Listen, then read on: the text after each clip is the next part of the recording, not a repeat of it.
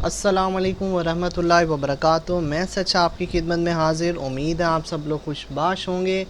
आज की इस वीडियो में जो है मैं आप लोगों को ये बताने वाला हूँ कि आप घर के लिए रिफ़ाइनेंस कहाँ से करेंगे और कैसे करेंगे। ठीक है, पहले तो आपको ये जानना ज़रूरी है कि रिफ़ाइनेंस होता क्या है। ठीक है, कई सारे लोग हैं जिन्हें अभी तक ये ही नहीं पता कि रिफ़ाइनेंस क्या होता है। ठीक है, तो पहले तो मैं यहाँ पे आपको सिंपल जो है वो मैं दिखाता हूँ रिफाइनेंस क्या होता है और ये कैसे वर्क करता है। ठीक है, हम चले जाते हैं दूसरी वेब पे, ये भी क्लोज है, और इन्वेस्टोपीडिया पे चले जाते हैं हम। ठीक है, 9 things to know before you refinance your mortgage.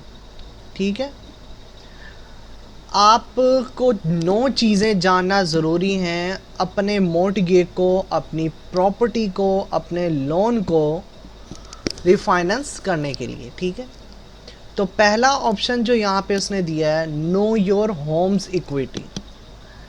अब इक्विटी क्या होती है? फॉर एग्ज़ाम्पल, आप फॉरेक्स ट्रेडिंग करते हैं या आप किसी मार्केट में जाते हैं, तो आप मार्केट में कहते हैं मैं गोल्ड के ऊपर जो है इन्वेस्ट करना चाह रहा हूँ $500।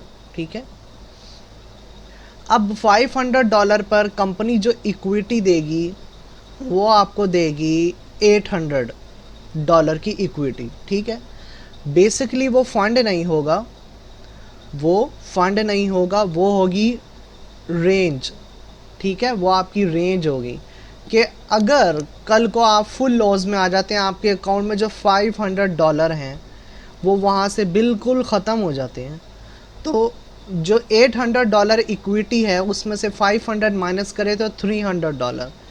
वो रकम जो होती है वो यूँ समझे वो कंपनी के अकाउंट में ही होती है, लेकिन आपकी जो रकम है, आपकी जो ट्रेड है जो आपने ओपन की होगी बाय या सेल में, वो कट नहीं होगी। वो क्या होगा, वो आपका बैलेंस माइनस में जाके इक्विटी के $300 में एडजस्ट हो जाएगा। ठीक है, तो इक्विटी के $300 भी अगर स्पेंड हो गए सारे, तो फिर आपका ये है कि आपका जो इन्वेस्टमेंट है वो ख़त्म हो गई। ठीक है, लॉस की सूरत में वो ख़त्म हो गई। लेकिन अगर आपकी इक्विटी पड़ी हुई है, चाहे वो 2% या 1% ही क्यों ना हो, और वो इक्विटी से वापस जो है मार्केट अप आई और आपका प्रॉफिट बढ़ गया, ठीक है, आपकी जो इन्वेस्टमेंट है वो बढ़ना शुरू हो गई, तो मतलब आपकी जो इन्वेस्टमेंट माइनस में गई थी वो वापस रिकवर होना शुरू हो गई और इक्विटी ने आपकी जो इन्वेस्ट है उसे बचा लिया। सही है, तो इसे कहते हैं होम इक्विटी। जो आपके घर की कीमत है उसका जो है कुछ हिस्सा एक्स्ट्रा जो है वो कंपनी आपको अलाउंस करती है, उसे इक्विटी बोलते हैं। सही है, तो आपको अपने घर की इक्विटी का पता होना चाहिए। नो योर क्रेडिट स्कोर, ये तो यूएसए में अप्लाई होता है। ठीक है, लेकिन आपको इस जगह पर बैंक स्टेटमेंट के बारे में पता होना चाहिए, आपके बैंक ट्रांजैक्शंस के बारे में इंफॉर्मेशन वगैरह होनी चाहिए। सही, उसके बाद जो हमारे पास आता है तीसरे नंबर पर, नो योर डेब्ट टू इनकम रेशो। तो हमारे पास तीसरा ऑप्शन नो योर डेब्ट, इसमें आपको आपकी इनकम का रेशो पता होना चाहिए। इनकम का रेशो लाइक आपने कितना इन्वेस्ट किया है, आपको कितना प्रॉफिट हुआ है, आपका कितना लॉस हुआ है, यानी कि क्रेडिट और डेबिट की कंप्लीट हिस्ट्री होनी चाहिए आपकी बैंक स्टेटमेंट पे। ठीक है, उसके बाद फोर्थ ऑप्शन आ जाता है हमारे पास, the cost of refinancing a home usually cost 3% to 6% of the total loan amount, but borrowers can find several ways to reduce the cost। आगे उन्होंने ब्रैकेट में लिखा है wrap them into the loan। बिल्कुल साफ साफ लिखा हुआ है जो आपका लोन अमाउंट होगा उसमें से 3 या 6% जो होगा वो उसका रिफाइनेंसिंग पीरियड होगा। ठीक है, अब आप एक घर की प्रॉपर्टी की बेस पे अगर आप एक लोन लेते हो तो उस पर जो वो रिफाइनेंस की जो है कंडीशंस परसेंटेज लगाएंगे, वो लगाएंगे 6% या 3%।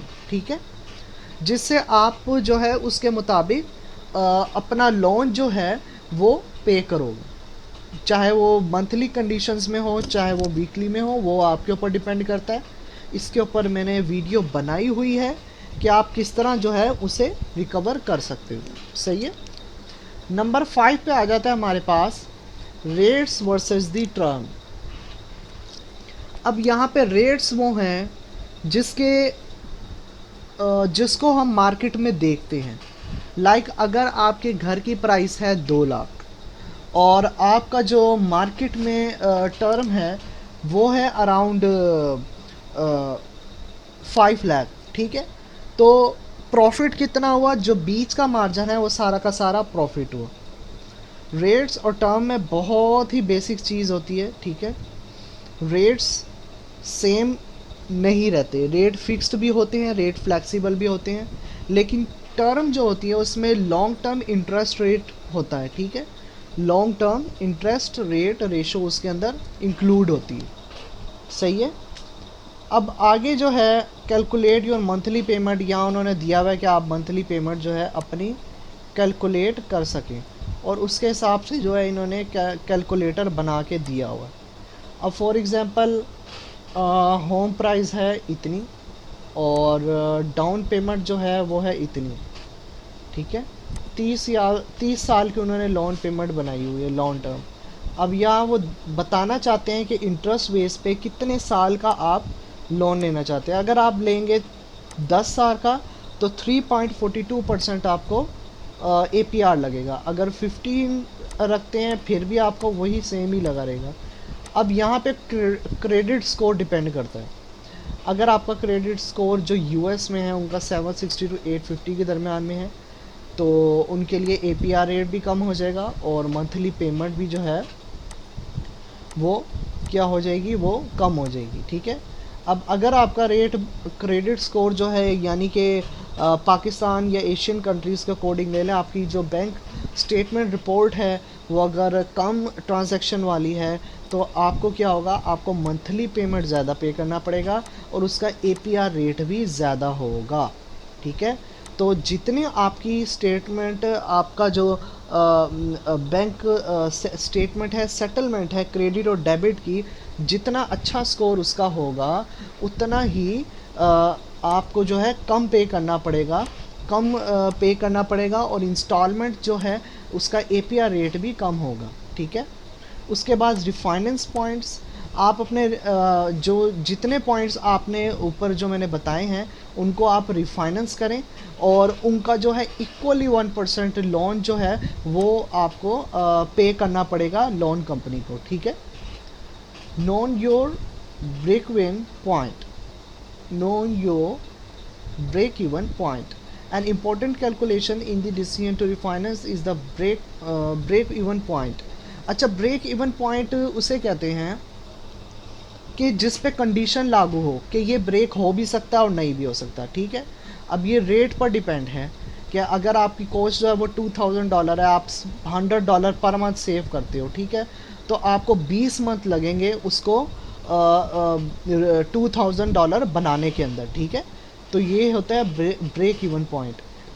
प्राइवेट मॉर्टगेज इंश्योरेंस, ये मैंने इसके ऊपर कंप्लीट वीडियो बनाई हुई है, आप वहाँ से जाके देख सकते हैं कि मॉर्टगेज इंश्योरेंस को प्राइवेटली कैसे कंज्यूम करना है। उसके बाद नो योर टैक्सेस, आप अपने टैक्सेस के बारे में जानते हो कि आपने कितना टैक्स पे करना है ईयरली, ठीक है, और आप कितना टैक्स पे करते हैं, आपने टैक्स पे किया हुआ है या नहीं। अगर आपने टैक्स क्लियर नहीं किया तो वो जो है रीफाइनेंसिंग मॉर्टगेज लोन जो है वो अप्लाई नहीं होगा, सब निगलेक्ट हो जाएगा। तो वो चेक करेंगे अगर आपने टैक्स पे किया हुआ है, आप एक एलिजिबल पर्सन हैं इनकी बैंक सेटलमेंट की कंडीशंस में, तो फिर आपको जो है अप्लाई के लिए अप्रूवल मिल जाएगा। उम्मीद है आपको समझ आ गई होगी। फिर भी कुछ सवाल पूछने आप कमेंट सेक्शन में पूछ सकते हैं, मैं जल्द से जल्द जवाब देने की कोशिश करूँगा। दुआ में याद रखिएगा। अल्लाह हाफिज़।